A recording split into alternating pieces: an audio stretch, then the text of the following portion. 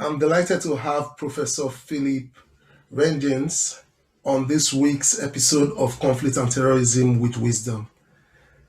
He recently published a paper in Conflict Security and Development titled Path Dependency and Critical Junctures, 3 Decades of Interstate Conflict in the African Great Lake Region. Hello, Philip. It's a great opportunity to talk about your paper with you today. It's very, very good talking to you, and you've got a very interesting project running there. Thank you very much. So we'll go straight to the questions. The first question is about your research question. What's your research question? And give us a general background of what motivated you to write this paper. Well, and actually, you sent me the questions before our meeting, so I made a few notes, and bear with me from time to time. I watch my piece of paper there. No worries. The research on the Great Lakes conflict, and of course, this is very much a conflict-ridden region for 30 years now, and even over 30 years. That research has been, including my research, I've written quite a bit on these conflicts, has been predominantly empirical and even chronological. That doesn't mean there was no analysis. There is quite a lot of analysis. It's not just the lining up of events, but I was actually looking for a conceptual framework that allowed to have another look, and particularly have another look at a long period. As you've seen, well, my paper starts really in 1959, and in a sense, it already starts in the 19th century, where I refer to what someone else has called belligerent nationalism on the part of the Rwandan government. And so it really covers, in that sense, what they often refer to as the longue durée, a long period. So that was the idea, to find another framework or other conceptual framework that would help us understand these conflicts. The motivation was certainly initially strictly academic. As I told you, I've been writing on this for quite some time, and this seemed to me, from an academic point of view, an interesting additional way of looking at these conflicts.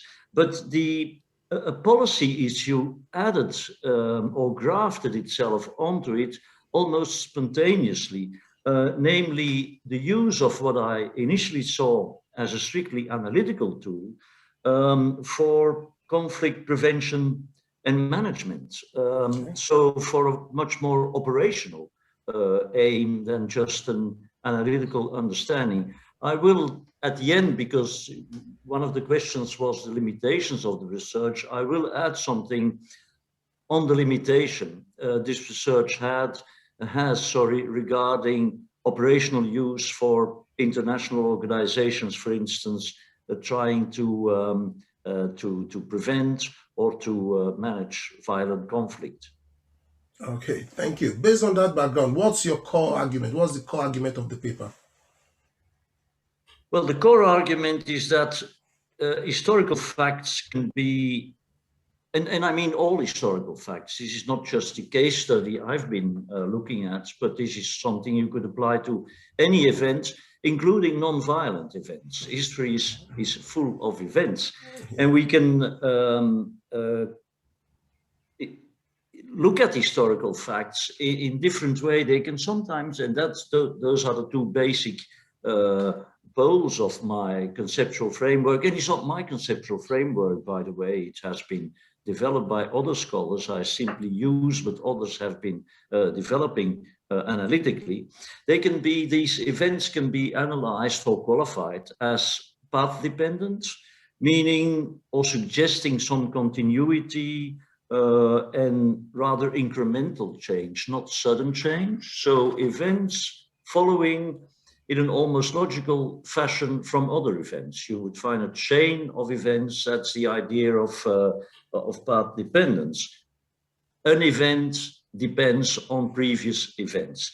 So that is one way of looking at them. The other would be that they could be the outcome of critical junctures, or what the literature calls critical junctures. Those are more radical processes that lead to watersheds or to crossroads, and that are also less predictable and contingent in the sense that they occur, but they didn't need to occur. Well, if you look at events that are path dependent, they flow logically from previous events. That is not the case with critical junctures. So in this case, path dependence allows me, or path dependence or dependency, allows to look at the longue durée, the long periods which I mentioned earlier, while critical junctures can interrupt that longue durée and influence events in different directions. They can go left, they can go right, they can go straight forward. And there is, of course, scope for interpretation and even arbitrariness. I mean, when in the paper, for instance, when I qualify an event as path dependent, some of my colleagues might say, oh, they're not really path dependent, these are critical junctures, and vice versa. When I say something is a critical juncture, some of my colleagues might say, no, these things actually evolved logically from previous events. So there's clearly a scope for interpretation. And I sometimes, when writing this paper, I had doubts myself. Is this path dependent or a critical juncture? And sometimes actually critical junctures may be the starting point of a later path dependent development. Oh, good. So how did you test this argument? Well, the first thing I should say is that I don't offer new empirical data. Okay. Not only because I myself have studied this for quite some time, many others have too. So there's a wealth of empirical data on these conflicts in Central Africa, or more particularly the Great Lakes region. And I believe that overall the facts, the empirical elements, are not contested in the literature. Some authors may put more an accent on one thing, and others might accentuate other things. But I think there's a pretty general understanding of what these events are. As I said, although the facts, I should add that there are a number of facts we don't know in detail. We know the general outlines, but there are many things that I myself and some of my colleagues would very much like to know more about, I should say that. But the facts that I mentioned in the paper, I think, are not really disputed. But of course, as I said, my interpretation of those facts may lead to debate. Others may not agree, and it would be interesting, of course, that your students, or the ones looking at your podcasts, and my colleagues in academia, were to look at these events sort of event by event, to say, well, are they path dependent or are these critical junctures? And we might actually have a very interesting discussion there, allowing to further refine the analysis. Oh, good. So what have you found based on your paper? Well, the main argument I make is that facts that I mentioned, the facts that depending on whether the events are path dependent or critical junctures, can be better understood ex post, namely after they occurred, or even, and that's the more operational aspects, of course, ex ante, before they occur. If you allow, I will return when I address your last question, which is on the limitations of the research. I will address this issue in a bit more detail. But in general terms, I would say it allows better to understand events ex post, meaning after they happen. Yes. But they might help, and this is a tricky one, I admit, but it might help, say, international peacemakers, whatever level they are functioning at, to anticipate what might happen and adapt their strategies for conflict prevention and management based on the idea, well, this can happen, this critical juncture could occur.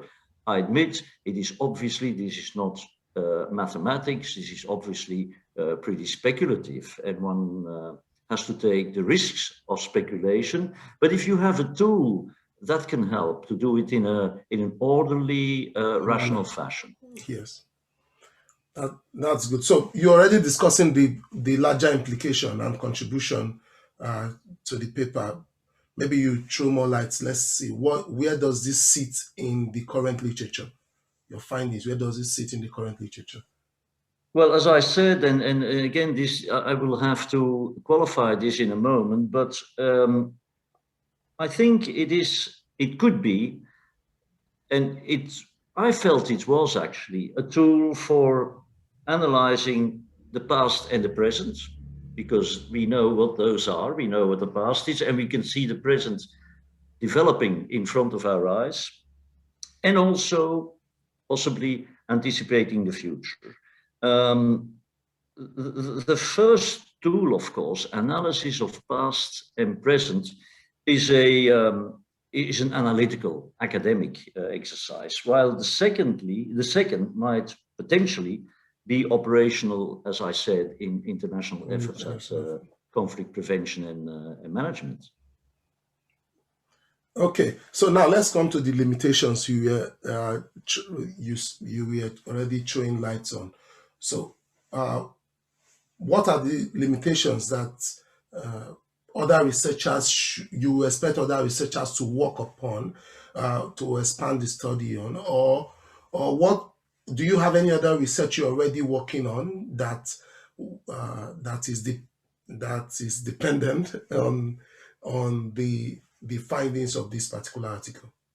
Yeah, I already suggested what in my view, the major limitation is.